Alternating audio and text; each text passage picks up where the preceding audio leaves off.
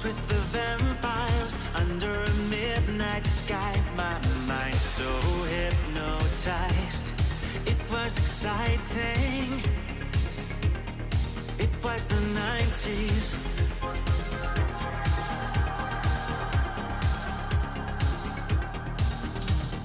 Mama didn't understand it, and Daddy always said that I was going too far. Said there's never any compromising. If you try to win the battle to be who you are. I dance to the left, I dance to the right. Hold hands with my demons and creatures of night. On an undercover mission to find somebody else like me. Is there anybody out there?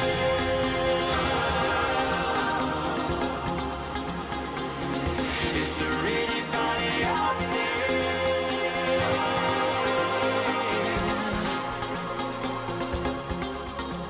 Someone who can hear me and drink from the light, to see things from the same side. Is there anybody out there?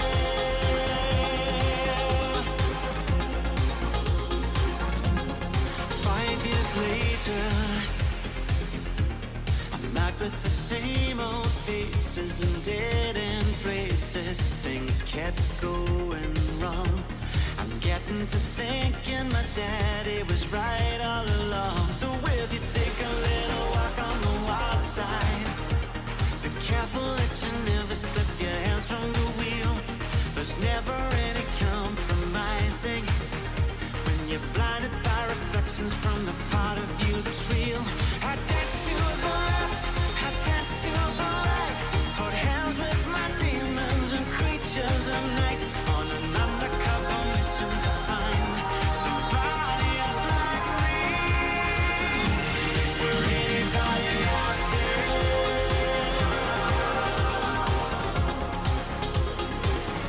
Is there anybody out there?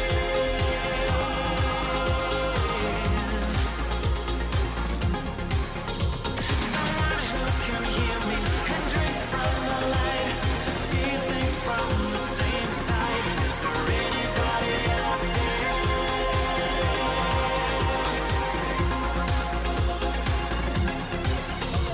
I dance to the left, I dance to the right. Hold hands with my demons and creatures of night. On an undercover mission to find somebody else like me. Is there anybody out there?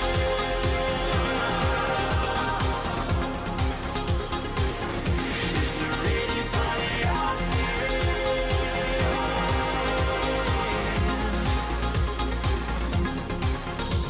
Someone who can hear me and drink from the light, to see things from the same side. Is there anybody out there?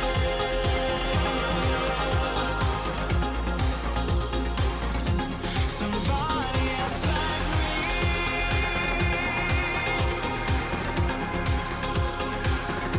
Somebody else like me.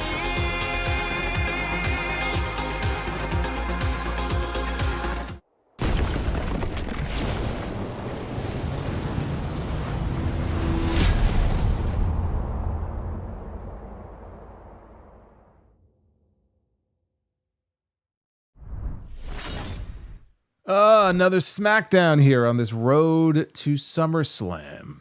John Cena actually showed up on the show tonight. Don't expect more of this.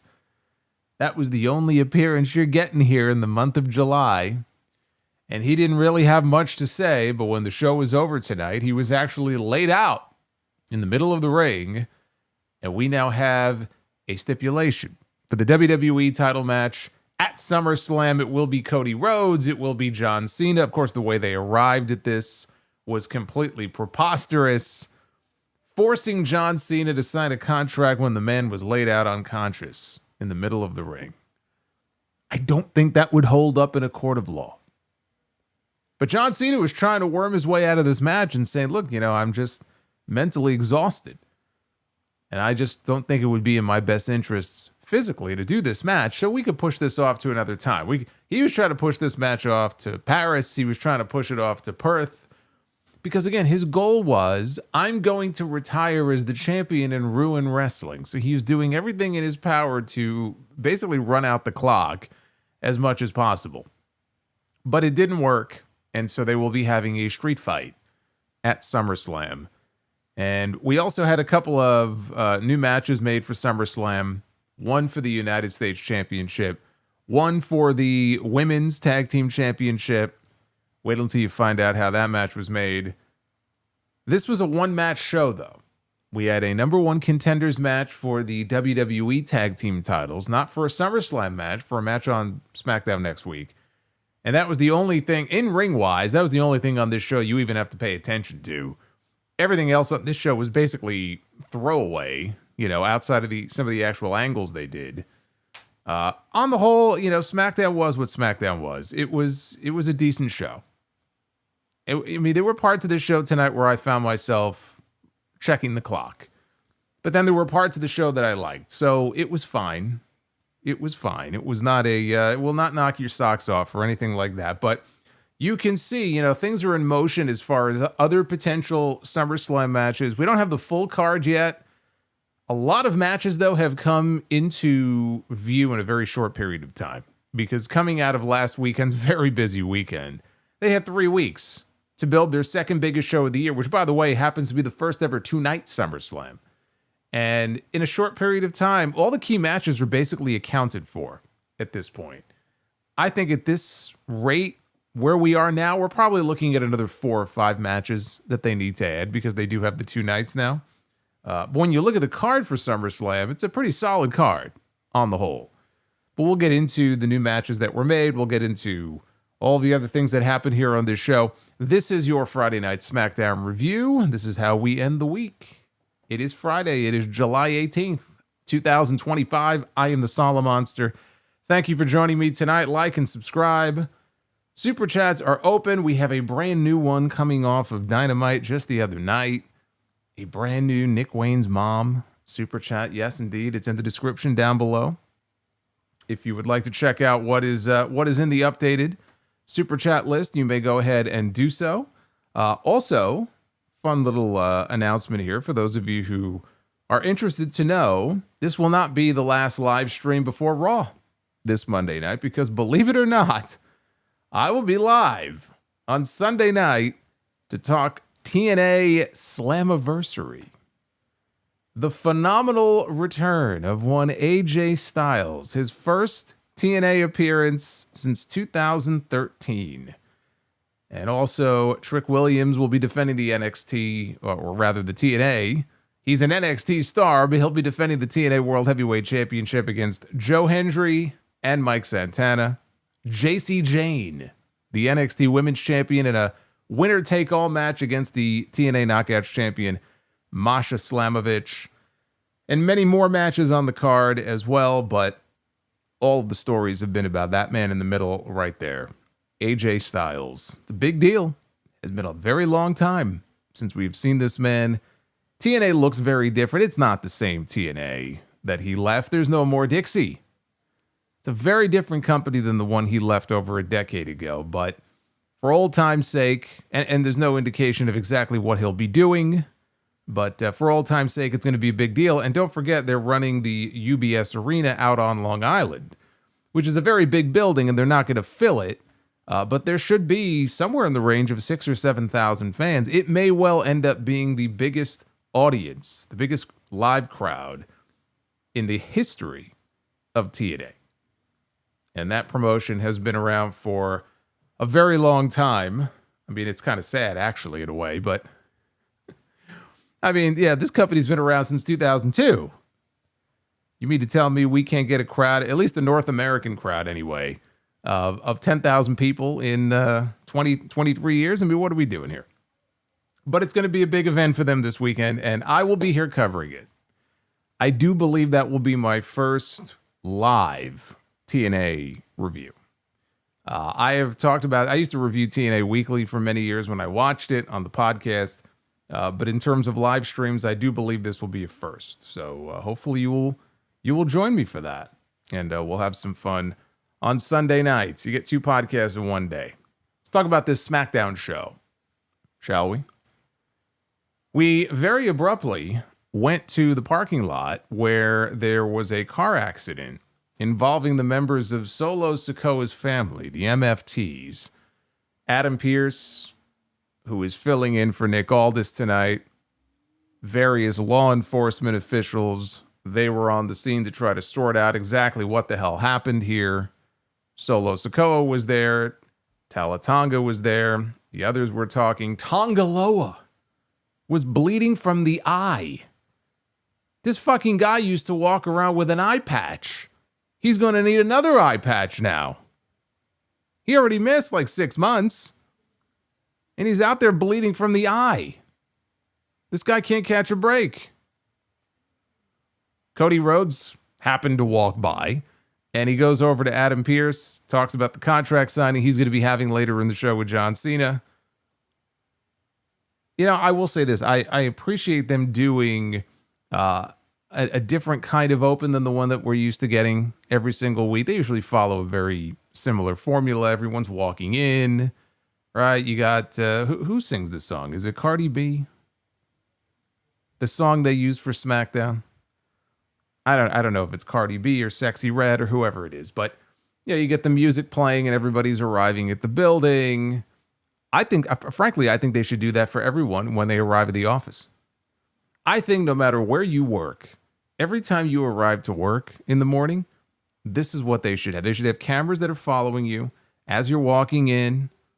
You got your coffee, got your donut, got your backpack over your back. You're going to your desk. You're going to your cubicle. I think that would be interesting. Actually, that would not be very interesting. But we didn't get that. Right out to the parking lot. It was like mass panic and chaos. So it was nice to change things up a little bit. Joe Tessitore and Wade Barrett, they checked in from the announce desk. And very quickly, we went to footage from earlier in the day of Alexa Bliss in the back, and she is holding her Lily doll. Buy the doll! We got to get the doll on TV so we could sell more dolls. Charlotte Flair shows up, and she informs Alexa that she spoke with Adam Pearce and got them a tag team title match at SummerSlam. Now, they're the right team. That's the right match to do, but I was not expecting that to be the way we get to the match. And even Alexa was like, wait a minute. You mean to tell me that you just walked into his office, asked for a match, and just like that, we have a tag team championship match? And she goes, well, I am still Charlotte Flair, you know. That she is. She's got some pull. So evidently she can be very persuasive. And just like that, we have our women's tag team championship match for SummerSlam. I wonder how the other teams who were in that fatal 4-way at Evolution feel about the fact that these women are getting a title match just by asking for it. But then again, I guess Charlotte beat them to the punch. They were too slow. Who knew? That's all you had to do. Now, I should mention that in the background during this, you could see Julia, the United States champion, who was not, other than this, was not even on the show tonight. Julia was walking in the background, and with Julia, if you squinted your eyes and really looked closely, was Kiana James. We've not seen Kiana James on TV. It was very shortly after she made her Raw debut last year. She disappeared. And we heard about a knee injury, probably a torn ACL. I mean, what else is new? How many women from the Performance Center have torn their ACL? Probably all of them at this point. But she hurt her knee. She had surgery. She disappeared. The last time we saw her in the ring was June of last year. So she was in the background walking with Julia. She was also on Main Event tonight before SmackDown went on the air. She had a match against Michin, so it's good to see her back. So we had Charlotte Flair against Raquel Rodriguez. This was our opening match here of the night. Roxanne Perez was at ringside, tried to sneak up on Charlotte after they ended up outside, but Alexa warded her off. This allowed Raquel to take advantage, and she tossed Flair into the ring post. That sent us into the first commercial break here of the night. JP says, who? Kiana James. Yeah, I guess if you don't watch NXT, she wasn't really around on the main roster long enough for people to know who she is. So it's actually a fair question. But again, you wouldn't, if you didn't squint your eyes, you wouldn't even know. You probably would not have even noticed that she was in the background. I could tell just based on the way she dresses. I could tell who it is. So they came back from commercial with Raquel lifting Flair up in a modified torture rack submission. She also did her twisting Vader bomb. Charlotte recovered and began to light her up with chops, followed by a somersault clothesline. Charlotte delivered a German suplex and then headed up top. She connected on a crossbody. Raquel rolled through, though, and turned it into a tornado power slam for a near fall. Raquel tried to lift her up for the Tejana bomb. Charlotte, though, countered with a big boot. Roxanne tried to run distraction. Alexa was having none of this.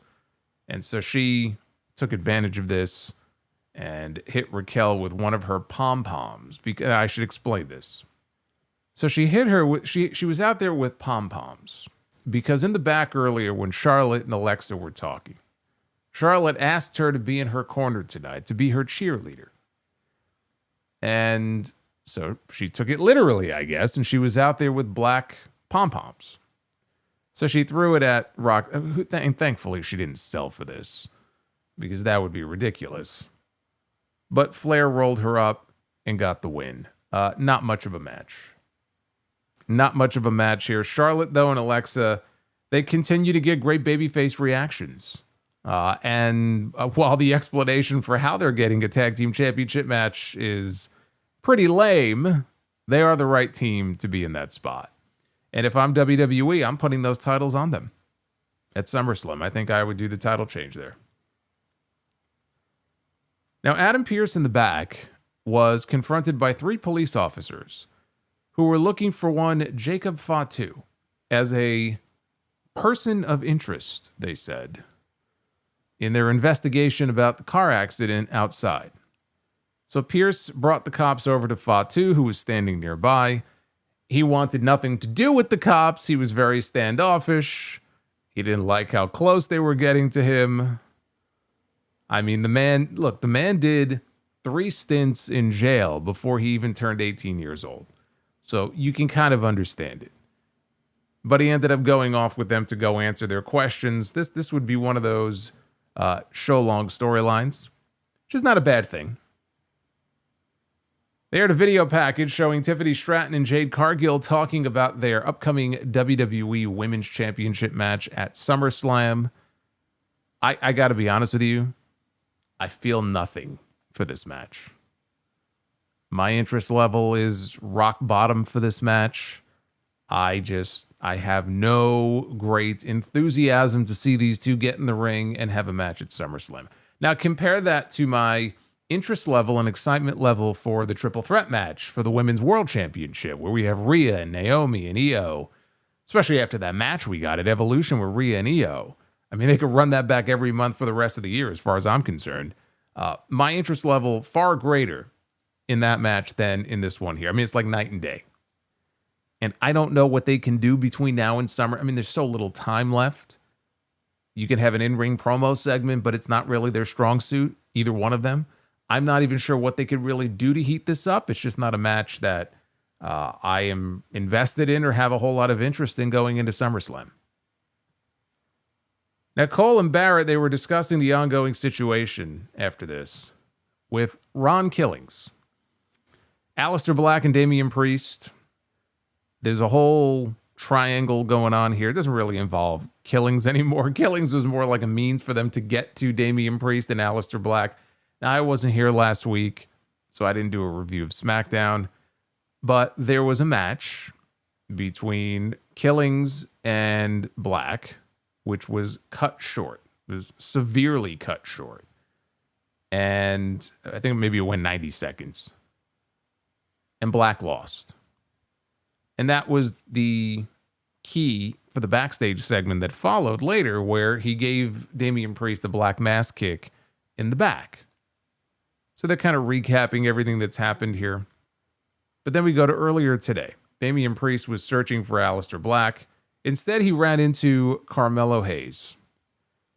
And remember that guy, by the way? I should say, I don't know that everybody here actually remembers who this man even is. He's only the guy that won the Andre the Giant Memorial Battle Royal this year.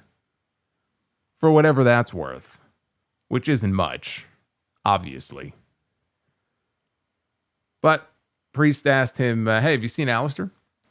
And Hayes said no. And he said, and even if I had seen him, I wouldn't tell you. So Priest said, I don't know why I'm even bothering playing Peacemaker these last few weeks. I'm the man who goes into the ring and gets business done. This led to Hayes challenging Priest to a match on the show tonight, which is what we had next. It was Damian Priest one-on-one against Carmelo Hayes. Hayes got things started with a sneak attack as Priest was playing to the crowd, but Priest recovered very quickly with a big boot, long enough for him to finally get his jacket off. In the corner, Priest worked over Hayes with some strikes, sent him out of the ring with an elbow to the face. Outside, Hayes drop-kicked Priest backwards into the ring post, and that took us into the commercial break. Late in the match, Hayes landed a springboard clothesline and started tuning up the band. They were in San Antonio, Texas tonight, which is the hometown of Shawn Michaels. And so he's tuning up the band, getting ready for some sweet chin music. Priest catches his foot. Hayes, though, delivers his own version of La Mystica. Also escapes a follow-up Razor's Edge attempt from Priest. Hayes heads up top. He hits a frog splash on Priest. Only gets a 2 count. So the battle spills outside. Priest slams Hayes across the announce desk. And then back in the ring, he tries to go for old school, right? Or his variation of Undertaker's old school. When Aleister Black, all of a sudden, there he is. He's on the apron. And he's in his spiffy black suit. And he's standing there and he's looking up at Damian Priest. And he trips him up, crotches him on the top rope for the disqualification. After the match, Black lays out Priest with a black mass kick. Hayes wisely makes his exit. See you next month, Carmelo. We won't be seeing him again for a little bit, I'm sure. Mello don't miss. Yes, Mello don't miss. Although he does miss many, many weeks of television. But Mello don't miss. This was starting to get good before the DQ finish. I do like the idea of a Black and Priest feud. You know, it's a fine mid-card feud. And because Damian Priest, he just has felt lost. You know, I know he's working with Drew McIntyre for a while, but ever since they moved him from Raw to SmackDown, he still has not regained that spark as a babyface that he had on Raw when he broke away from the Judgment Day. Because it really felt like, okay, this guy's really getting over as a big babyface now. He still is struggling, I think, to recapture that on Friday. And I don't know that this is the feud that will help him do that. But for Aleister Black, at least it gets him in the mix with somebody who's a former World Heavyweight Champion. Now it feels like he's in the middle of something meaningful, which is good. But boy, you know, Ron Killings, has he become an afterthought or not? I mean, come on now. You know, he came back with all this fanfare. People were like starting hashtag campaigns to get him back in the company. And they were so upset, you know, when he got fired or the way that he got released. And I mean, it's pretty clear why they brought him back. They brought him back to quell the storm because they got criticized from fans. They got criticized from talent. Internally, I'm sure they heard from a lot of people who were very upset about it. And so they brought him back. And clearly they had no real plan for him. That much is obvious. Joe Tessitore, at this point, said, still to come on this electric and intriguing episode of SmackDown. I understand he's only doing his job, but the man's credibility dies a little bit more with each passing week. Yet to come, he said, the contract signing with John Cena and Cody Rhodes. But first, we were interrupted by a VHS-style vignette with the Wyatt Six. They won the tag team titles last week off of the Street Profits. And then we see Uncle Howdy. But not only Uncle Howdy, they're all there. So we see Dexter Lumis, and we see Eric Rowan, and we see Joe Gacy, and we see Nikki Cross. They're all there. The gang's all here. And they're all getting time to talk. Uncle Howdy said they were where they belonged. Lumis said the Street Profits' bond was only held together by their lust for gold. Rowan said that a new family has been forged that is not defined by the blood they share. Gacy talked about stripping the teams of their wicked desires and burning their vanity. Blah, blah, blah, whatever. I mean, at least they got time to talk. I didn't really think much about what they were saying, but at least they actually had time to talk, and hopefully we'll get to hear more of this in the future instead of just hearing Uncle Howdy, cackling and with his distorted voice and saying the usual things that Uncle Howdy says. After this, the MFTs and the United States champion Solo Sikoa were on their way to the ring. Solo Sikoa, JC Mateo, Tonga Loa, Talatonga, all on their way down to the ring. Solo said that tonight was the perfect example of how Jacob Fatu really is. He said Jacob doesn't listen to anybody, only cares about himself. He gave Fatu the world, he made him a champion. Solo said that Fatu deserves none of it. Said Fatu is selfish and betrayed the only family he ever known. Once a criminal, always a criminal, he said. So all of a sudden, a police SUV is shown on the big screen arriving backstage. Jimmy Uso is standing there waiting for whoever is going to be coming out of this thing to come out. Jacob Fatu exits the back of the SUV, and one of the rent-a-cops, who we saw on screen earlier in the show, who wanted to question Jacob Fatu as a person of interest, and I would love for somebody to try to find out which independent promotion this guy works for. This particular cop also exits the vehicle. He apologizes. The cops apologized to Jacob Fatu, saying that he was cleared as a person of interest after they reviewed the footage. And Fatu called them punk-ass police, and he began his march to the ring. As Fatu was making his way down, Jimmy Uso got the drop on the MFTs with an ambush. Fatu and Uso, they laid waste to all of them until Talatonga pulled Jimmy out of the ring. Looked like he was about to chokeslam him through the announce table. Fatu, though, flew out of the ring with a dive to stop that from happening. But then after a few seconds, Talatonga recovered. He rose. Like Jacob Fatu is having that, I don't know if I hate to say it. It looks like he's having a stroke or some kind of being possessed by a demon or something. He starts shaking and everything and everybody starts cheering. But in the background behind him, behind the announce desk, we see Talatonga rise like a sea monster back to his feet. And he turns around and he realizes that Talatonga is back on his feet. But he eventually gets taken down by a double super kick from Jacob and Jimmy. There was a crossbody by Jimmy that took Talatonga out over the timekeeper's barricade down to the concrete floor. Fatu attacked Solo Sikoa inside the ring and was about to hit a running hip attack to Solo, who was down with a chair wrapped around his neck, when JC Mateo intercepted Fatu. That gave Solo enough time to escape. Fatu and Solo proceeded to take out their frustrations on JC Mateo and poor Tonga Loa with a chair. Adam Pearce came out on stage, and he asked Solo if he was trying to frame an innocent man and get Fatu locked up. Pearce said that they would see how Solo likes it, and he announced that at SummerSlam, Solo Sikoa will have to defend his United States Championship against Jacob Fatu, but it will not be any ordinary match. It will be inside of a steel cage. And Pearce had the cops come out, and he told them, "He's all yours." And Solo tried to point the cops to Fatu, but they handcuffed him instead, and they escorted him to the bag. Solo Sikoa has these moments. He's actually very funny.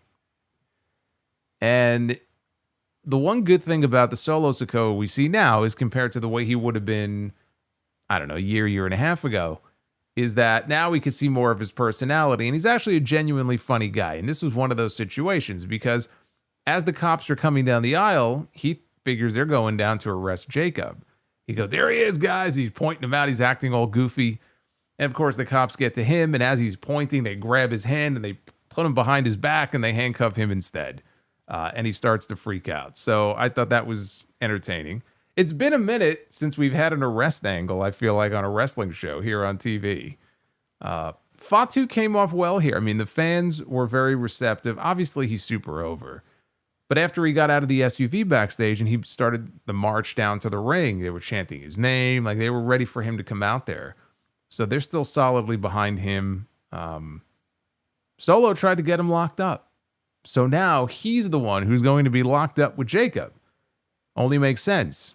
Inside a cage at SummerSlam. You know, I would sit here and tell you guys that it's also to keep out the MFTs, but yeah, fat chance that's going to happen. This Temu bloodline, though. I mean, they come out there every single week. But for the odd week here and there where maybe they get to stand tall, they sure do get their asses kicked an awful lot. Like, if they're supposed to be an intimidating group, I mean, you got Tongaloa in there, for God's sakes, but they're supposed to be an intimidating group. They're not doing a very good job. They may be the least intimidating group that I have seen in this company in years.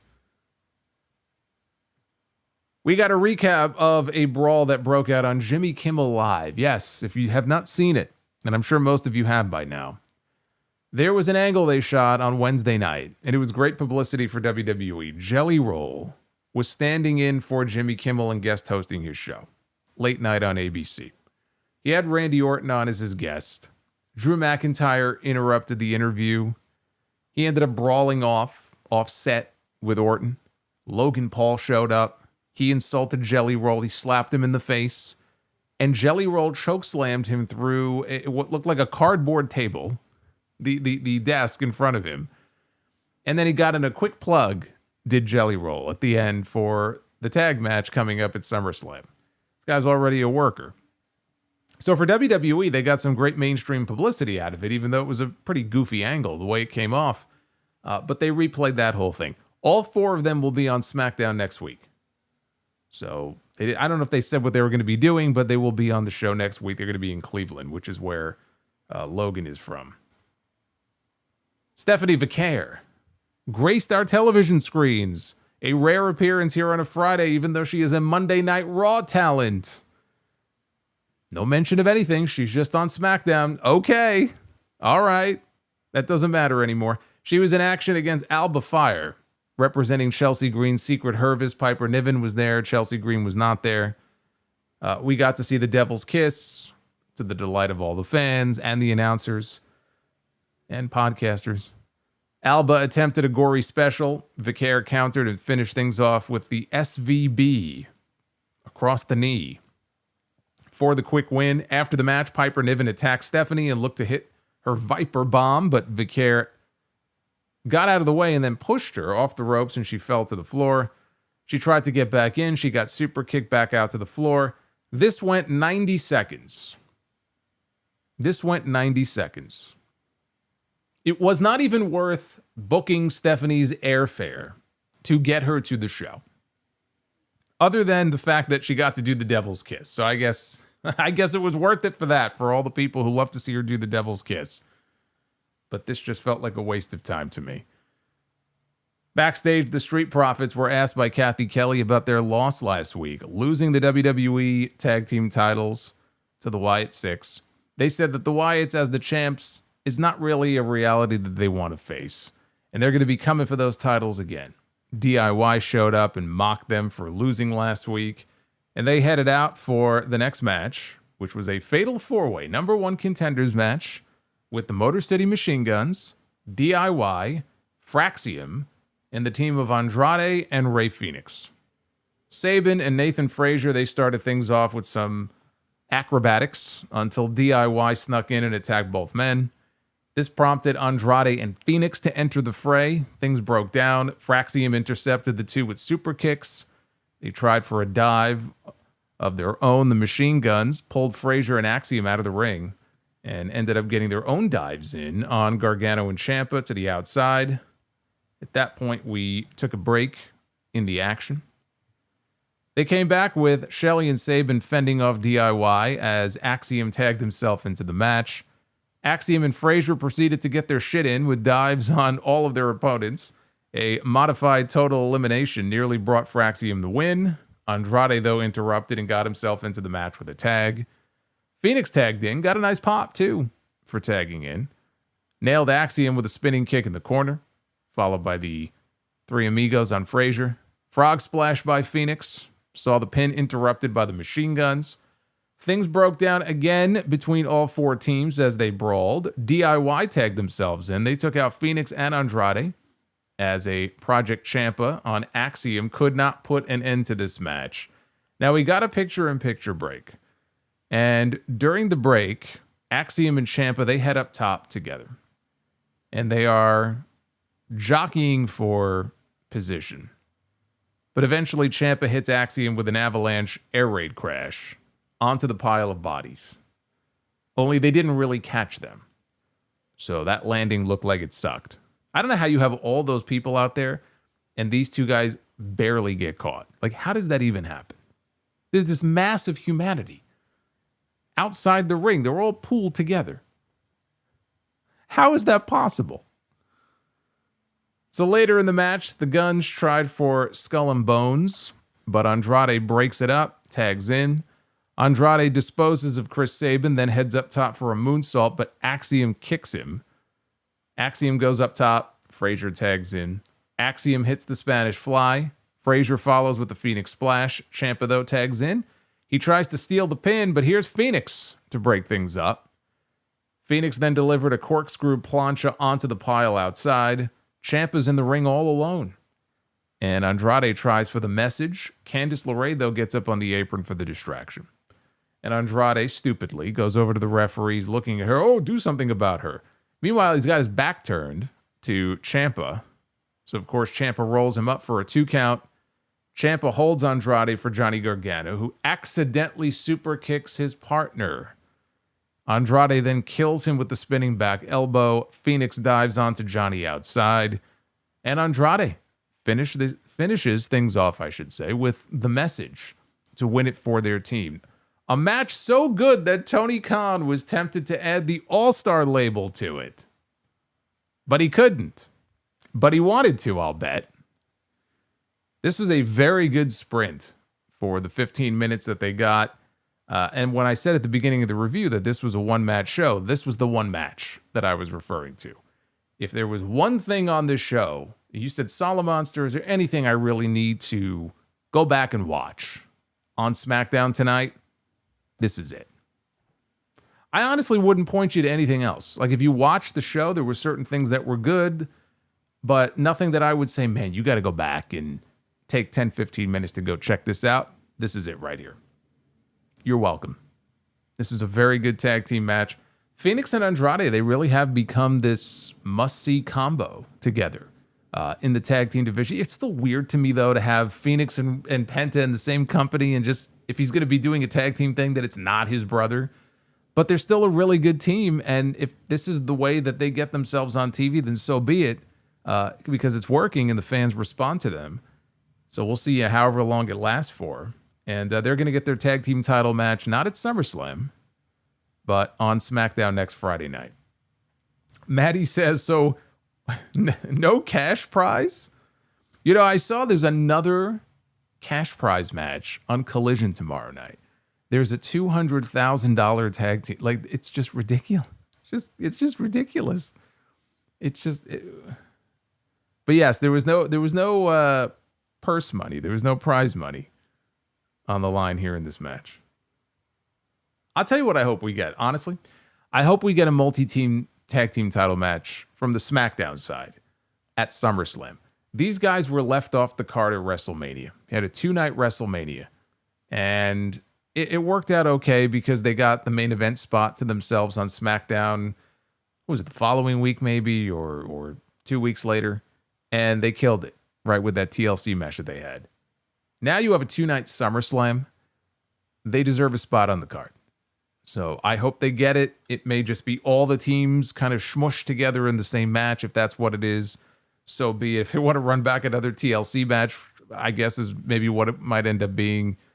So be it. But I mean, it would suck to have another big 2-night show like this with all these teams, you know, rocking and rolling and doing what they're doing and still not find time for them on that show. I think that would be pretty ridiculous. And we've already come to the end of the show, if you can believe it. We're speeding through SmackDown here. I told you. I mean, there's, you know, certain things happen, but like nothing groundbreaking here. We got to the main event, which was a contract signing for the main event of SummerSlam. And Adam Pearce was in the ring. This was for the WWE Championship match at SummerSlam. Your night 2, I'm sure, night 2 main event. Adam Pearce was in the ring to introduce the challenger, the American Nightmare, Cody Rhodes. And you could actually hear some audible boos from the crowd in Texas. Cody got into the ring, immediately signed the contract. He did not waste any time. And he asked San Antonio, what do you want to talk about? He talked about appreciation, about being made to feel like a Texan, said that his father was a Texan, his brother is a Texan. Rhodes talked about a social media post that was overanalyzed, but the message was clear. Do not flinch, and thanks for coming along on the ride. So basically what happened is he tweeted something. I might have been earlier in the week or last week. I don't remember when it was. But in the tweet, he said, don't flinch. Thank you all for riding with me all this time. Love you for it. Excited for what we do next. So this is what he was referring to when he said that there was a post that was being overanalyzed by everybody. He talked about how he didn't flinch for his return. He didn't flinch when he fought with a torn pec. He didn't flinch when he fought the Beast. He didn't flinch when he fought his best friend or when the final boss came for his spot and his soul. But he flinched at WrestleMania when he lost to John Cena. Cody said that it was an unenviable task to be the one to take it away from one of the most beloved wrestlers in our game, but this was very important for him. So at this point, we had John Cena making his way down to the ring. Senator Rhodes. And Tran says, Senator Rhodes. Well, senator or governor, take your pick. It will happen one day. John Cena comes out. We haven't seen him in, I guess probably since Saudi Arabia. He gets into the ring, and he's very serious. He immediately takes a seat, and he tells Cody, please sit down. They have a table in the ring with the contract binder on it. He said he had some bad news. He is not going to be at SummerSlam. And everybody boos because they don't like this. They don't like what's about to happen here. It says everybody knows that he is filming a big movie for Netflix right now in New York City. We talked. We being him in management, him and the executives, Netflix, everybody. We've talked. Things have been very transparent. I am emotionally exhausted. And we all agree that it is best that I not physically compete at SummerSlam. But he said Cody still deserves his title match. He'll get his rematch, right? He is the king of the ring after all. And he goes, you'll get it. Maybe in Paris, maybe in Perth, which is coming up in October. But there's no way in good conscience that I could sign this contract. I'm sorry, there's just nothing that I can do. He says it's a tough choice to make, but we all talked and we all realized how hard I've been working, and this is what's best for business right now. Cena stands up. He says, guys, look, you don't even know how hard it was for me to be here tonight.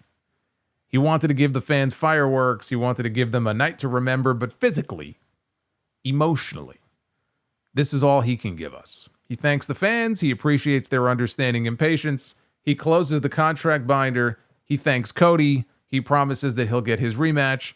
Thank you, San Antonio. And with that, he exits the ring. Cody removes his jacket. He also exits the ring. He runs Cena down in the aisle, immediately starts kicking his ass. So they fight back down to the ring, and Cena reverses him into the ring steps. He throws Cody back inside, grabs his belt, brings it back inside with him. He goes to blast Cody with the WWE Championship. But Cody ducks the shot, and now Cody has the title. And this time he did not flinch as he did at WrestleMania. This time he actually hits Cena with the belt. Kind of, not really. I don't think that belt made any contact whatsoever with John Cena. But that was the idea anyway, that he was hitting him with the belt. Then he clears off the table. And he very gently rolls Cena onto it. He grabs the contract binder. And he heads up to the top rope with it. He's got the binder in his hand as he is climbing to the top rope. And he comes flying off the top with a giant splash, and he puts Cena through the table. And this is where this segment, this segment now became a cartoon at this point. This segment went to Looney Tunes land because he grabs the pen out of the binder. He forces it into John Cena's hand, and he forces him. He is holding his hand, and he forces him to sign his name to the contract to make their match official for SummerSlam. This is all on camera. This is live television in front of, probably 1.5 million people, or however many people are watching on USA these days, right? They're not getting 2 million a week like they were on Fox, but there's a lot of people watching this show. And this contract was clearly signed under duress. It is therefore null and void. There is not a prayer that this will stand up in court. But in WWE, I mean, they have their own legal system. People are trying to murder each other, hit and runs, all kinds of crazy shit happens on this show. Evidently, the legalese is a little bit different in the WWE universe. But of course, this was completely preposterous here. Cody tells Cena to check the fine print on the contract. It's not just a title match at SummerSlam. It is a street fight. That's cute. I like that. Right before he goes off to film Street Fighter, Cody Rhodes will be in a street fight at SummerSlam. I see what you did there. That's very clever. So now it's a street fight at SummerSlam. Cody poses with the belt. By the way, when I first heard street fight, I swear to God, if I hear fucking Fiend at SummerSlam, I'm going to put my fist through this wall right here. If I hear Fiend at SummerSlam, Cody poses with the belt. Cena is out cold on the floor, and what appears to be some blood on his forehead. I couldn't get a great view. I don't know how much of it there was. I don't know how it happened. I don't know. But there appeared to be some blood on Cena's forehead. Now, Netflix ain't going to like that. Don't tell the studio. They'll pull him for the rest of the year. As if we get a lot of them as it is. I think adding a stipulation was needed in this match. Their match at WrestleMania was fucking god-awful. Truly one of the worst WrestleManias of all time. WrestleMania main events, I should say. One of the worst WrestleMania main events that we have ever seen. And so you can't just run it back as a regular match. You're going to have some kind of stipulation. You're going to have to smoke and mirrors. Let them use the tables and the chairs and the kendo sticks and all the bullshit that we see every single week in every single promotion on every single television show. It's so played out, but you need it. You have to have it here. And are we going to see other people getting involved? Are we going to see a Travis Scott? Are we going to see somebody else? Is Randy Orton going to get involved? Probably not. I mean, he's got his own thing going on, but I am still hoping that coming out of this, we will kind of circle back to the Cody and Orton stuff after what we saw at the King of the Ring. I certainly hope that's not the end of the two of them, but it being a street fight opens it up to any number of possibilities now because there's no disqualification. Frankly, making it a street fight also makes it a little more likely that John Cena is going to retain at SummerSlam, which I'm really hoping he doesn't. If you're going to put the title back on Cody, just do it already. But it does make it more likely that somebody may try to screw Cody over, and then it just becomes a matter of who that person is. So I don't mind them adding the stipulation. I do think it was needed. How we got to this and the angle they did at the end, obviously, I know it's wrestling, but I mean, it's still ludicrous. But by the way, again, I want to just reiterate that this was the only show you're going to see John Cena on for the entire month of July. We are not going to see him again until the go-home show. The very last show before SummerSlam is the next time that we will see John Cena on TV. And I will point out to you that Jelly Roll will have more appearances to promote SummerSlam than the WWE champion. So let that sink in. Whatever you think of Jelly Roll or the Jelly Roll angle, he's putting the work in. Not only at the Performance Center, apparently, and he's getting pointers and training with people like Jacob Fatu and The Undertaker, but he's doing mainstream media appearances and plugging SummerSlam. He's showing up on all the shows. He wasn't there this week, right? That was the big angle the other night. That was his appearance. But he'll be on the show next week, and I believe the week after that. Good on him. We don't get to see the WWE champion nearly as often. So I thought this show was a mixed bag. There were parts of it where I thought it was pretty dull, but there were parts of it that I liked. So, it was good overall. Not great, but it's just infinitely better than it was when it was 3 hours. Seriously, even the parts of the show that I find dull, and there are going to be parts like that. There are going to be weeks where I don't like SmackDown. There are going to be weeks where I love SmackDown. But it's so much more digestible in the 2-hour format than the drawn out 3-hour format that we had before. Because we're a few weeks now into the 2 hours again. And I just wanted to point that out, that I appreciate that.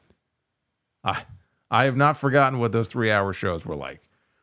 It would have been this, but just stretched out for an extra hour. Thank God we don't have that anymore. Let's take a look at the Twitter poll. What did you think of SmackDown from San Antonio tonight? 74.5% thumbs up. 25.5% thumbs down. At Solomonster. It's where you can go to vote. You guys know the drill. Let's get into your super chats. We are at 321 likes. So let's work on that. Let's try to get that up. If you want to do Be the Booker, it's the only way to do it. SmackDown. Flamethrower. Fluff Salisbury is with us. Haven't heard from the Flamethrower in a while. What's going on, Fluff? Random question, he says. Who used to throw Steve Austin beers back in the day? His completion rate was better than most NFL QBs back then. That would be Mark Yeaton, the former timekeeper, who I think worked for the company for 29 years, 30 years, something like that, and he was fired a number of years ago. But yeah, Mark Yeaton is the one. Mark Yeaton is the one who actually ate the super kick at WrestleMania 12 during the Iron Man match. If you remember, there was a moment during that match where they were outside the ring, and Bret Hart was pressed up against somebody outside. Here comes Shawn. Bret ducks. The guy he super kicked was Mark Yeaton. JS Warrior 19 with the $20 super chat. It's my 32nd birthday today. I live in Houston. Raw and NXT next week. Going to take my little girls to both shows. Well, happy birthday, JS. I hope it's a great one. 32. So they're still in Texas next week because they were in San Antonio tonight. So I guess they're in Houston next week. That's right. And then Cleveland is getting SmackDown next week. Well, enjoy the shows. Actually, one of our listeners, if you listen to the podcast, you might know the name Brian Becerra. Big B himself. He was at the show tonight. Actually, he might have been in the front row. He tweeted me a photo. He was right there at ringside. I should have asked him if he had to take out another mortgage on his house just to get those seats and go to the show. But enjoy, brother, and happy birthday. Dried chicken with the $2. John Cena versus Cody Rhodes, he says, in a Street Fighter. Yes. That's exactly what it is. Also, we've got Joe Chilton. Whoever booked the 15-minute match on Saturday night's main event doomed both Gunther and Goldberg. Should have been 3 minutes tops. I don't know about doomed. It's the best Goldberg match in years. I thought actually it was like a miracle they pulled off the match that they did.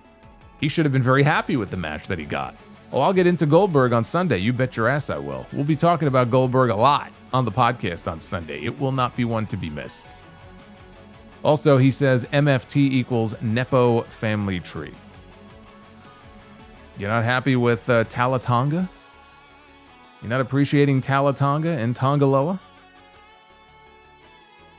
The Mount Vernon Kid with the $5 super chat. I couldn't stop laughing at the unrealistic depiction of police officers. Why, Solo? They actually apologized. They took accountability. Well, Again, the WWE Universe is a very unique place.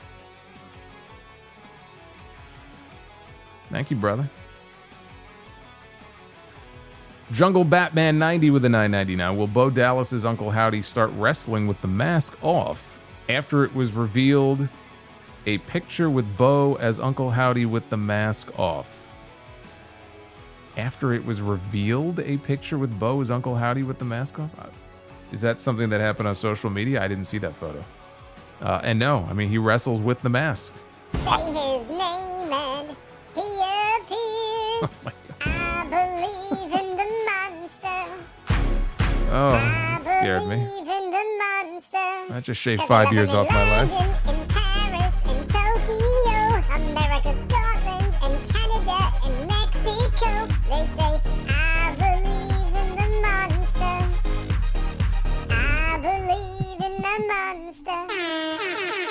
Oh, it's Havili. Havili is with us. Havili, you scared the bejesus out of me. Havili with the red bomb. And he's showing up and showing off tonight. He's taking the crown. He's like, I'm taking the crown. That's what he's saying. The one and only. All the way from Brisbane. Havili, I'm going to get to your message. I will answer your questions as best I can. Stay with me here. Don't go nowhere. I want to keep up with this list here in order, so I don't lose my place. Oh, that got me. But yeah, Uncle Howdy, I actually have said before that I think he should, I mean, we all know who it is, take the mask off when he wrestles. But he is elected to keep it on. I don't see that changing. Jungle Batman, was it a mistake for WCW to hire Vince Russo? Yes. Jungle Batman says, do you think Roman Reigns feels more like a bigger star than John Cena? In WWE right now, yes. I feel like when he shows up, it's, well, you saw it on Monday. When he shows up, it's just a different vibe. It's a different feeling. Cena's still a big star. You see the reactions he gets. But I feel what you're saying. Also, buy or sell Clark Kent or Peter Parker? Well, I'm more of a Spider-Man guy than a Superman guy, so I'm going to go Peter Parker. Man, Jungle Batman is going crazy tonight. Look at this guy. I love it. Jungle is awesome. Another $9.99 right here. Do you remember the movie I Know What You Did Last Summer with Jennifer Love Hewitt, Sarah Michelle Gellar, Freddie Prinze Jr., and Ryan Philippe? Yes, I saw it when it came out. Actually, there's a new one out now, and I would like to go see it, but I feel like I need to go back and watch the first, at least the first, if not the first two. I think there was a third. I never saw that one. So I don't know if I'm going to see the new one or not. I'd like to, but I'm not going to go see it until I've had the chance to go back and watch the first one. Because I want to make sure I pick up on whatever little callbacks there may be. I'll tell you what I'm really interested in seeing. And after I saw the trailer this week, I'm super pumped, is Mortal Kombat 2. With Johnny Cage as the title character. That trailer was fucking awesome. That comes out in October, I think the 24th. And I'll definitely be seeing that one. Jungle Batman says, how different TNA would look today if Paul Heyman had gone there instead of returning to WWE? You know, that's a great question, and it almost happened. Billy Corgan was, literally begging Dixie Carter. Like, take the meeting, talk to him. There was interest there. But she was so hesitant to give up control. And Heyman's talked about, like, he had these ideas all mapped out for what he would do with the roster, and it just never happened. Had he come in and been the creative force in TNA would look very different than it does today. I think it would be even bigger than it is today, honestly. Man. He says, in order, which one is your favorite Rocky movie from Rocky 1 to Rocky Balboa. I didn't see the last one. I didn't see Creed. Like some of the recent ones I didn't see. I saw Rocky Balboa though. My personal favorite, this is me, is part 4 with Drago. So for me, I would go 4, 3, 1, 2, probably Rocky Balboa, and then part 5 with Tommy, right? Tommy the Machine Gun. Was that part 5? Probably in that order. Buy or sell, Rocky or Rambo? Rocky. And why did we never get a Goldberg versus Macho Man match in WCW? Because Macho Man wanted to be able to continue his career for a few more years. He was not ready for his career to end.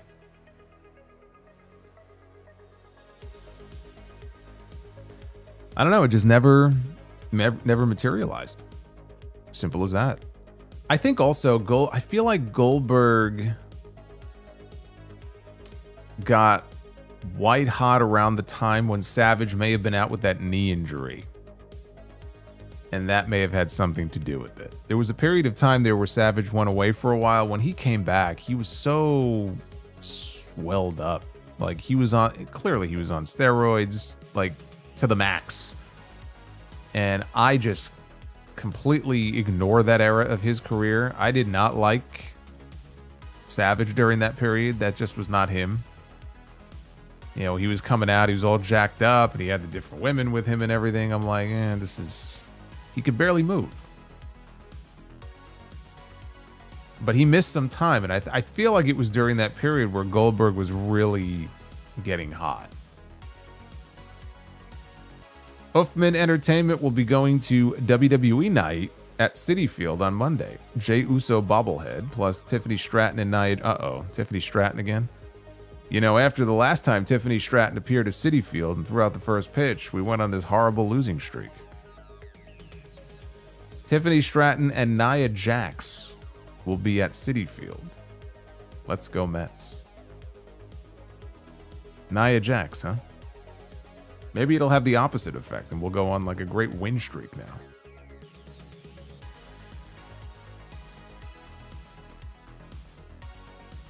Jungle Batman, how would WCW look if Bret Hart did not join in 1997? They would not have looked much different than they did.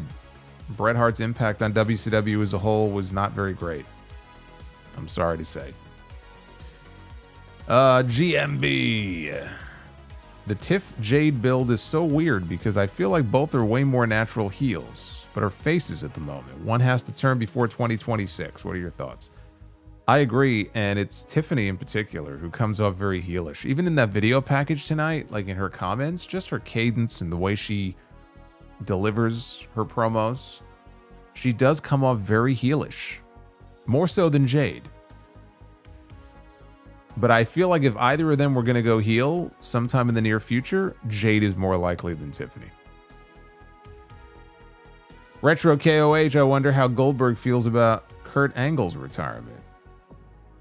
And Taker's empty warehouse retirement. He should stop crying. You know what I love about this? I'll give you a little teaser here, but you know what I love about this is, and I've seen people say, well, you know, Goldberg's retirement speech got cut off. That's never happened before. And there were a couple of people, columnists or whoever, who brought up Sting, and I'm like, you know, Sting was able to go out there and have his retirement speech. I'm like, were you watching the same thing that I was watching? Sting's retirement speech got cut off. Fuck are you talking about? Literally, his retirement speech also got cut off, and that was on pay-per-view. As if something like that has never happened before. I must be watching a different show than some of these people. Jungle Batman, do you think Sting is Hulk Hogan's greatest rival? No. Do you remember when The Ultimate Warrior debuted in WCW? Unfortunately, yes, I do. Do you remember when Sting and Ultimate Warrior teamed up on WCW Nitro and went against Hollywood Hogan and Bret Hart. Vaguely, I know it happened, but I'm sure I watched it at the time, but I honestly haven't even thought about it since it happened, so vaguely. I vaguely remember it. We got Ace Italiano, 88. Do you think Julia will defend her title at SummerSlam or just continue to be irrelevant? Well, she certainly was irrelevant tonight, wasn't she? I don't see her defending it at SummerSlam. No, I don't. But clearly, she and Zelina Vega are going to have a rematch, at least on TV. Zelina eliminated her from the Battle Royal at Evolution. So their issue is not over yet. Jungle Batman again. Were you a fan of Eddie Guerrero's WCW run? Yes, I was. Especially when he went heel.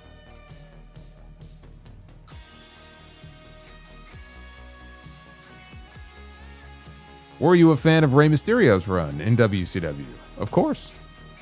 Rey Mysterio was one of the most fun parts of the Cruiserweight division to watch at that time. He was having kick-ass matches on Nitro every week. You know, guys like Hogan brought the star power, and guys like Ray and Eddie, Jericho, those were the workhorses on the show. Dean Malenko, Fit Finlay.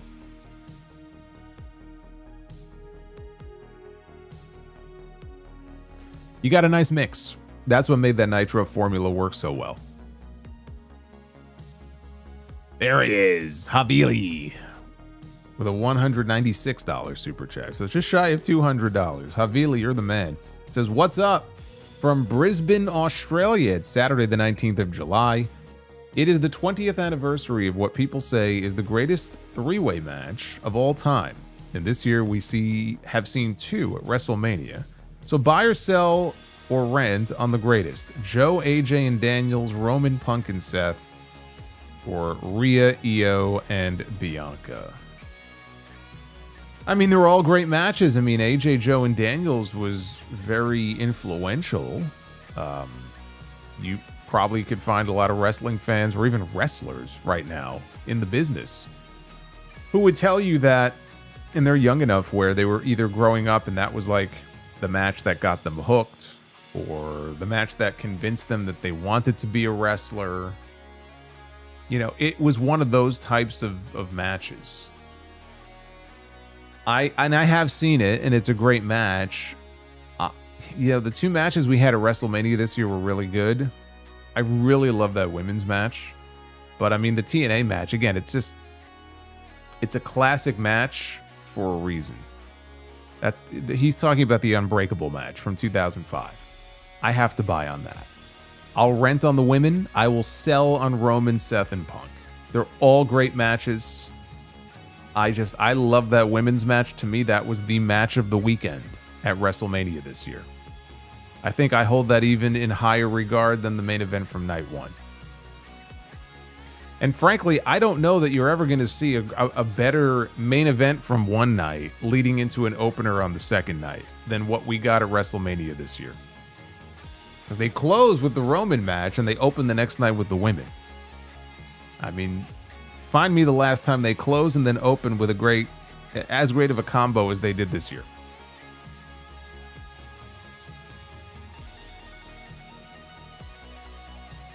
Duff's Vids. In a major breakthrough, scientists have successfully grown human vocal cords. The results speak for themselves. Vocal cords speak. Venom Kitetsu says, Shrooms solo and SmackDown 37 on Sunday. Cheers. Shrooms solo and SmackDown. What a combo. I mean, what more do you need? Maybe some booze and some ladies, and that's it. You're good to go, man. Happy birthday. Happy early birthday. I hope it's a great one. You know what? You'll get to spend it with the sound off on Sunday. There you go. Pisco Sour, 95. I can already see the bullshit. Cena versus Cody at SummerSlam. Fiend starts playing. Travis Scott comes out, but instead of helping Cena, he helps Cody. There's your double turn. If you could think of a worse one. Oh, there are lots of terrible scenarios that could play out here. That one would be particularly horrible. There is no need for Travis Scott to be a part of any turns whatsoever. Ever again. Duff's Vids, what did the cannibal choose for his last meal? Five Guys. Oh, man. Jungle Batman, would TNA still have been here if Paul Heyman went to TNA and took over creative at TNA? You just said TNA a whole bunch of times. Yes. Yes, I think they would have thrived. Maybe not with him running the business, but creatively with him, I think in the catbird seat, I think they would have done very well. Isaac, buy or sell, Gustavo Fring or the Governor? Two great characters. I love them both. I really love the Governor character from, God, what was that? Season 3, right? Season 3 of The Walking Dead.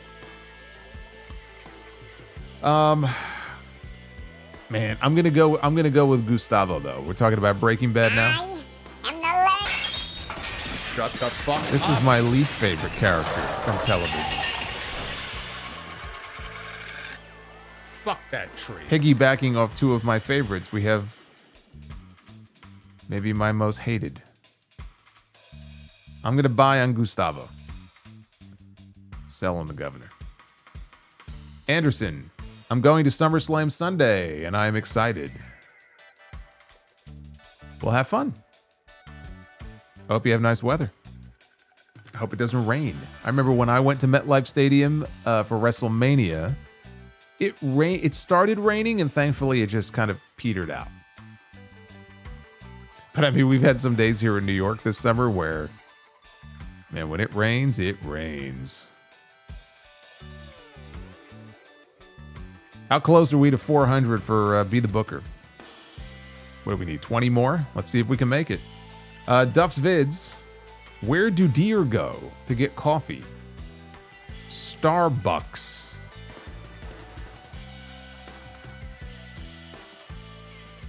I guess they would. Jungle Batman, would AEW still be here if Paul Heyman had went to TNA? If Paul Heyman had went to TNA and took over creative at TNA, I mean, it's impossible to know. I'm gonna say yes. There still would have been another wrestling promotion that would have sprouted up. Of course, it's just one of those things that's just impossible to know for sure. Jeremy Rose with the 5. What was more shocking to you? Scott Hall's Nitro appearance or CM Punk returning at Survivor Series?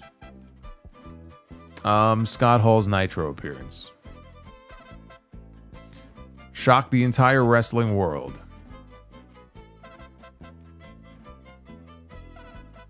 Jeremy also says, teenage me thought Scott Hall was invading Nitro. Did you ever fall for that? Obviously, the dirt sheets smartened me up. Late 90s wrestling was so good. Yeah, I was following some of that at the times. There were some newsletters that I was subscribed to online, like email newsletters, the Slammer and stuff like that. I remember I wasn't sure. It was done very well because he still had the Razor Ramon accent and everything, and it led to all the lawsuits and stuff, but it was very convincing.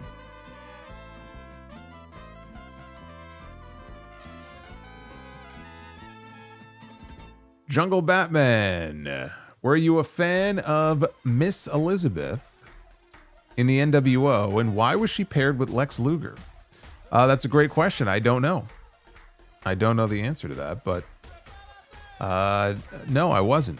I like to remember Miss Elizabeth as the first lady of wrestling in WWE, not running around with the NWO as a heel. I choose to forget that. I like to pretend that never happened. Bobby Means, where would you rank Undertaker against Brock Lesnar at SummerSlam 2015? I don't know where it ranks, but I mean, it was a good match. It's not top 10 or anything. And Duff's Vids, what do you call an angry carrot? A steamed vegetable. Very good. Official Pikachu. Are you going to see the new Mortal Kombat 2 movie? Yes, I am. I just talked about that before. I saw the trailer. I thought the trailer was awesome. And I do plan on seeing that movie when it comes out. Actually, I think it's going to be in IMAX. So maybe, I don't know. Maybe I'll see it in IMAX. It looks like a lot of fun. It looks exactly like what I would want a Mortal Kombat movie to be.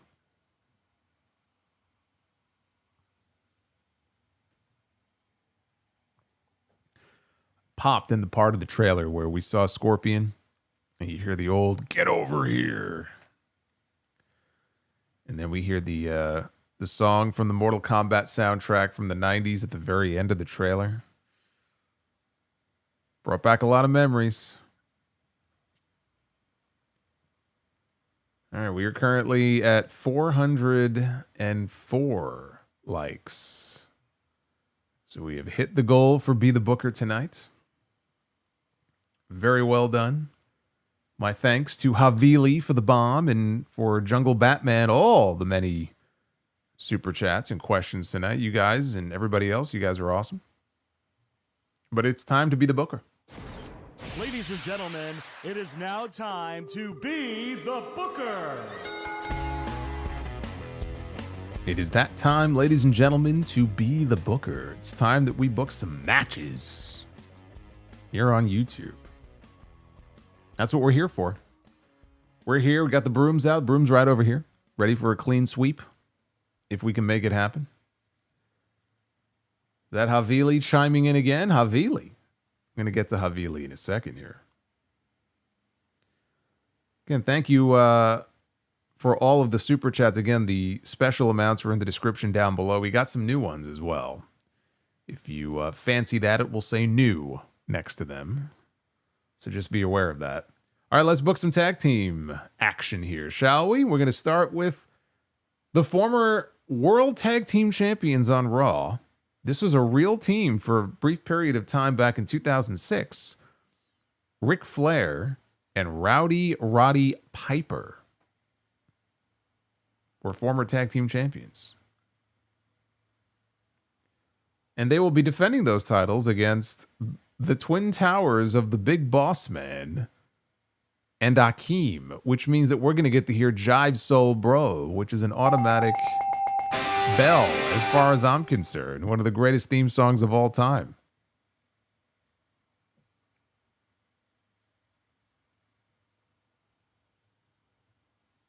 Hell yeah.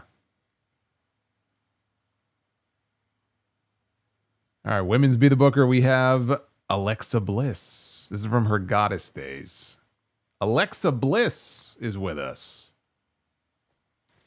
And Alexa Bliss, where's Bliss Fan at? Alexa Bliss is going to be in action, and she is going to be going one-on-one with one Tiffany Stratton. That may well be a match that we see on SmackDown, even before this year is over.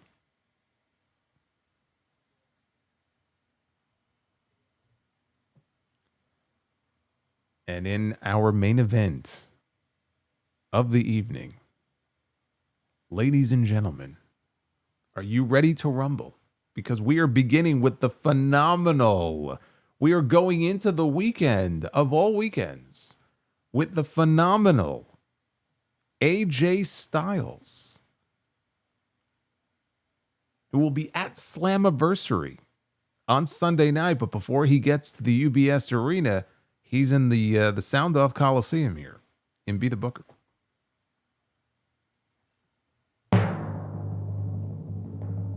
Let's book a match for AJ Styles. Oh, it's yawning Mike Tyson. Mike Tyson is bored by this match, and he has ruined what would have been a clean sweep. You know, it's not very often that if you have AJ Styles in your main event, you're going to end up buzzing it. But I mean, look at this guy. How can I not? Look how bored, look how tired he is. Look how bored he looks. This was him watching Dynamite, by the way. This actually aired on TV. He was at the show watching watching Dynamite, yawning in the middle of a match. This close. We were this close. Well, whatever AJ Styles is going to be doing on Sunday, it can't possibly be this bad. Right?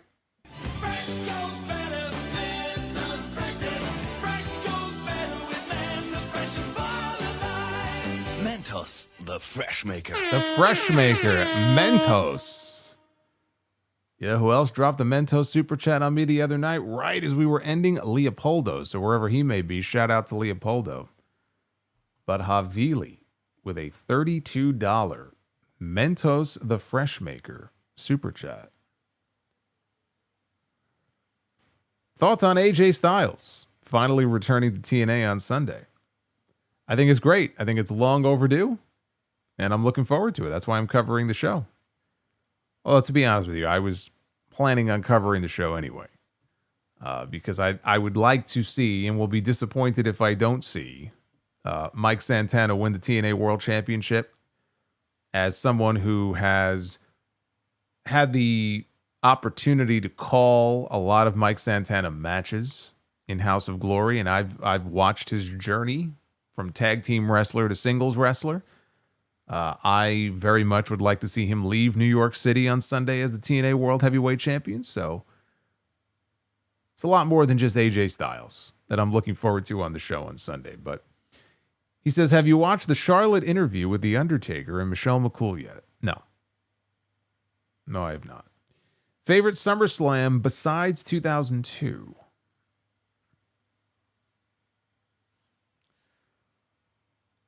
As far as the overall show, I don't know. Offhand, I don't know. Off the top of my head, I mean, I could tell you a bunch of SummerSlam matches and stuff, but overall show, I'm not sure. I'd have to think about that. By the way, the countdown so far is number 14, Rock versus Triple H, and number 13, Punk versus Cena. This is in reference to the ongoing countdown on WWE's YouTube channel of the best SummerSlam matches. So really, the ladder match with Rock and Triple H is that low. Huh? I would have thought maybe that would be a little bit higher on the list. Duff's Vids, how did the hamburger introduce his girlfriend?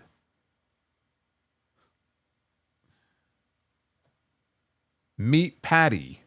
I hate myself for almost laughing at that.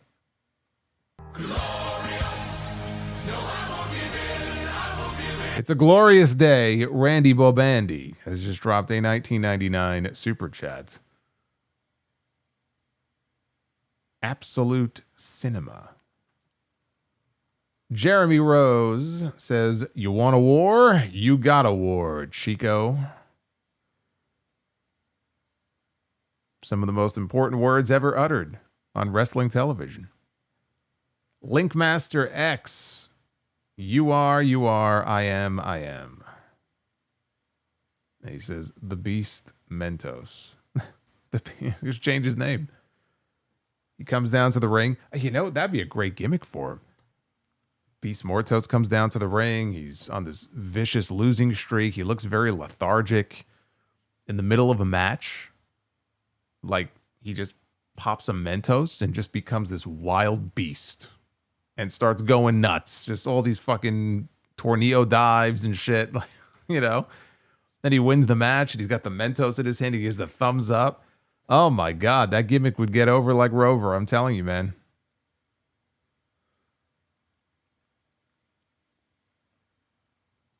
Duffs, you got to try harder.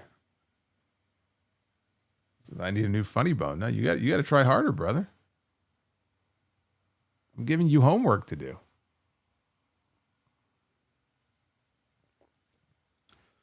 Yep, that ladder match is what kickstarted their rivalry. Although not really. That's actually not true. I mean, they were feuding before that. But that was like their first truly great match together. Was that ladder match. And it's unfortunate, Triple H got hurt in that match, so... I am the last. Shut the fuck up!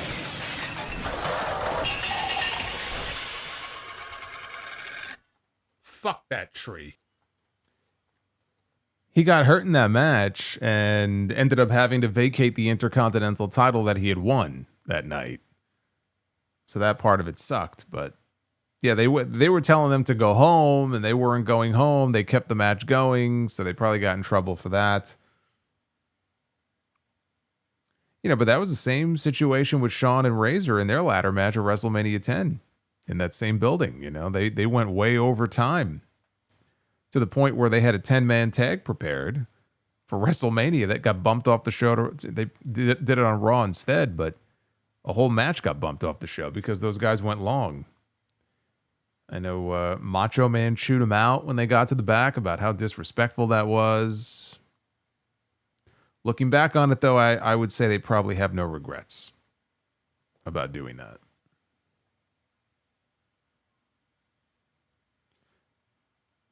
Yep. Rocky Maivia beat Triple H for his first Intercontinental title with a roll-up. I wouldn't say that necessarily kickstarted their feud. Really, it goes back to the DX and Nation rivalry. That's really what ignited their feud. And from that came the ladder match at SummerSlam. But it was all the stuff with DX and the Nation in the summer of '98. That's really what did it. Remember Bob Holly in his book talking about how pissed Randy Savage was. Yes, well, I read the book. I did a whole review on the book. I interviewed Bob. And I remember him talking about that. But yeah, that was always the story. And Bob was going to be in the 10-man tag. Thurman Sparky Plug. He was going to be one of the members of the 10-man tag that got bumped off that show. So he was there that night. And Savage was not happy that Shawn and Razor took so much more time than they were supposed to.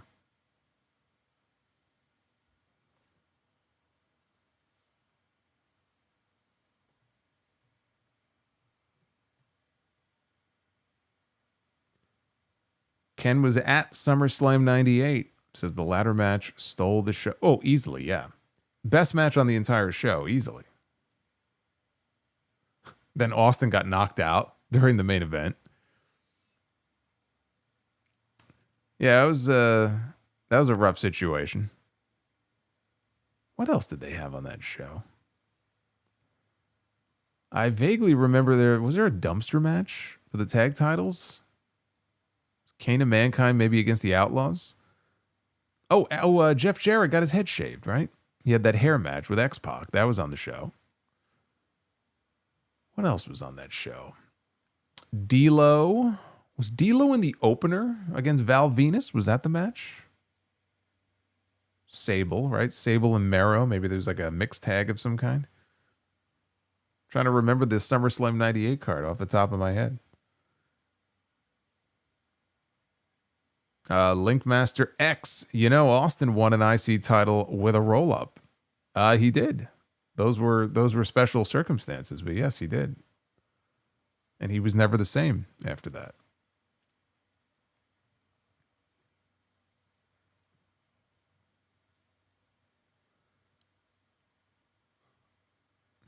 Tama Tonga Superfan.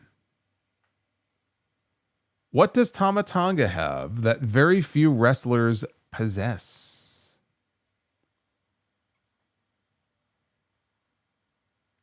A brother who is probably more popular than him. The great Tongaloa.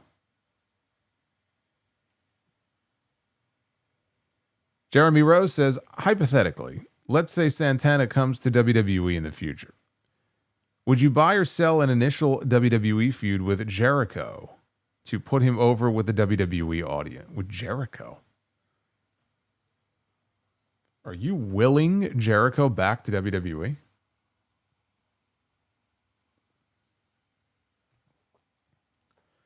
How about no? Because his association with Jericho in AEW did wonders for him, right? Yeah, let's not do that.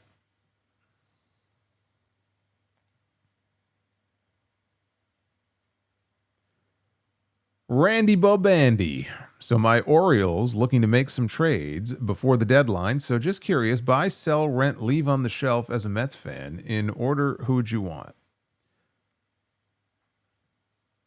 Cedric Mullins, Ryan Mountcastle. Some of these names, it's like they got them from NXT. By the way, we designated Dickie Lovelady for assignment. The Mets did, so it's a sad day. And Felix Batista, he says. Oh, and Zach Ellen. I don't even know who some of these people are. I'm not going to lie. I have no... Maybe Mullins, though. Batista. I don't know. Maybe Batista, then Mullins, then Mountcastle, then Zach. Maybe in that order.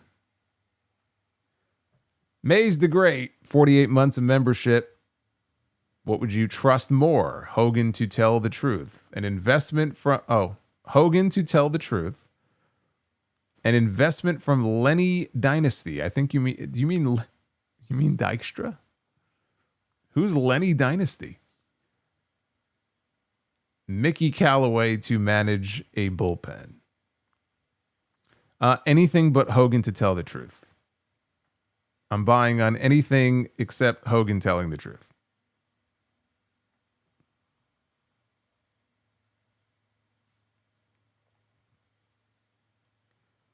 And Duff's Vids. Who are your top 3, if not 5, stand-up comedians? This will be my homework. Wish I could donate for the $35 Mama Wayne Super Chat, no option on iOS. Really? That's odd. That's very strange. Why would there be no option on iOS?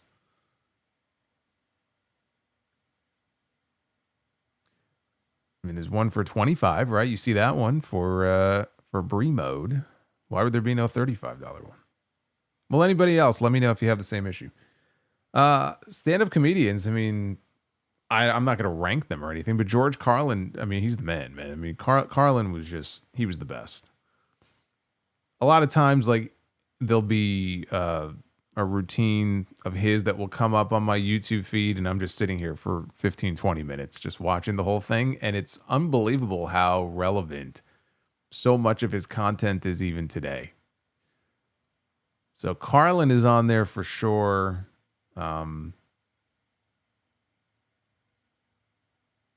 don't know. I mean, like, Eddie Murphy's great. Richard Pryor.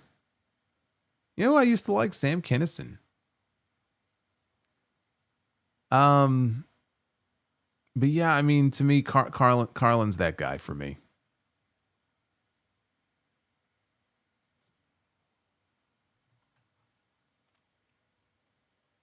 Twisted Wrister. Did you see Maven's video with Buff? I did.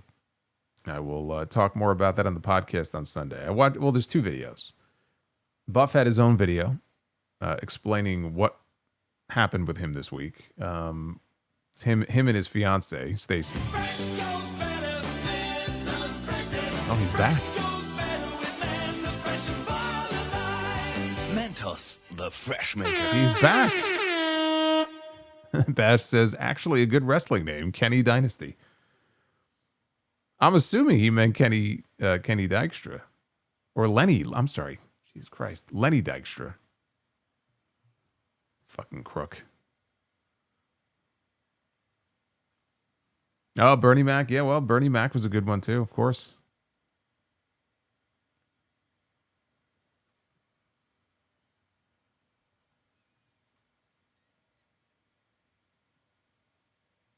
Jeremy Rose says initial thoughts for a young Solo, NWO, or DX. Who did you prefer? NWO. That version of DX, though, from 98 when Triple H took over, is my favorite incarnation of DX, though. But I got to go NWO. Until it got ridiculous eventually, but up until that point.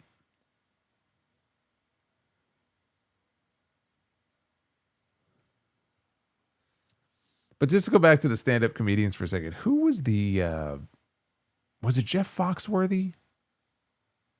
No, I don't know. I don't think it was Jeff Foxworthy. Who was the one that had the, there's your sign? God, what was that guy's name? I don't think it was Foxworthy. Somebody will tell me in the chat.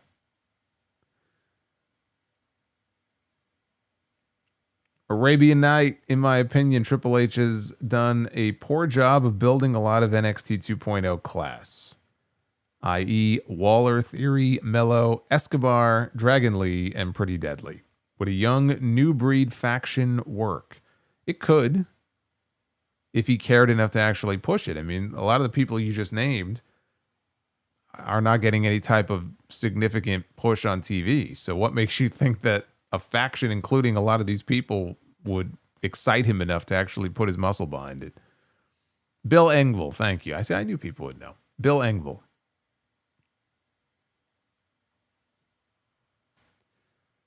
Havili with another $32 drop. Says it was a handicap 2-on-1 no holds barred match. The New Age Outlaws against Mankind and Kane. Kane turned on Mankind. In your knowledge on what match went long when we were supposed to have the six mix match at WrestleMania 29? I don't remember. There was a match at WrestleMania, right? There was a 6-person tag. I don't know if it was male or might have been the women. There was a match, right, that got cut around WrestleMania 28 or WrestleMania 29. I don't remember what match would have gone over, though, to cause that. Sometimes it's not even just one match. I mean, it could just be, one match goes a little bit long and then another match ends up going a little bit long. I don't remember what one specific match it may have been, though. Linkmaster, Eddie Griffin is great. Russell Peters, too. Venom Kitetsu, Bill Hicks, ever do it for you? Not really. Jeremy Rose, after watching Fenix and Andrade, give me the Lucha Bros. I don't care how they get there. And Maze the Great. Any memories of the 92 Mets? Who many refer to as the worst team money could buy. Surprisingly, no, actually. I have no memories of the 92 Mets. I really don't.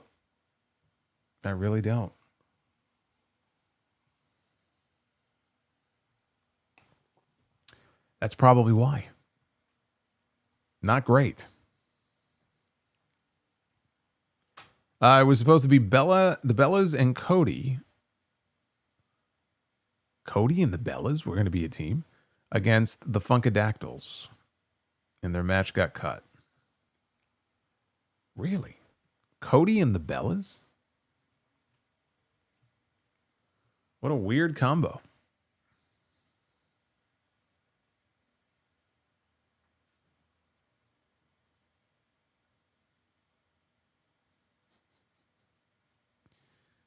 Anyway, thank you guys for hanging out with me here on a Friday night. It's been fun. And Havili, thank you for all the bombs, and Batman and everybody else. Some great questions in there. Try to answer some more of your questions on the podcast as well in the mailbag for episode 921 on Sunday. The Solomonster at gmail.com, of course, is the email address where you can send if you have questions or comments for the show. Even if they don't make the show, I try to read everything that comes in. The next time I'm live with you is going to be, if you missed it at the beginning of the stream, Sunday night. You're getting a Slammiversary review. TNA Slammiversary is going to be here in New York at the UBS Arena.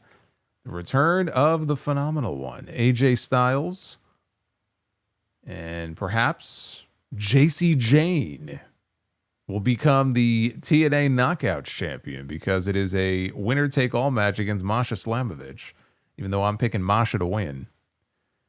Looks like a good card. I'll be here live for the review when the show is over. So you get 2 podcasts on Sunday and then back here on Monday night for the usual Raw post show as we are on the road to SummerSlam. So hopefully we'll start the week off in a strong way. I'm going to get out of here. Enjoy your weekend. Be well. Stay safe. And I will see you for episode 921 Sunday afternoon at some point, and then Sunday night right back here on YouTube for the Slammiversary review. Until then, get ready to fly.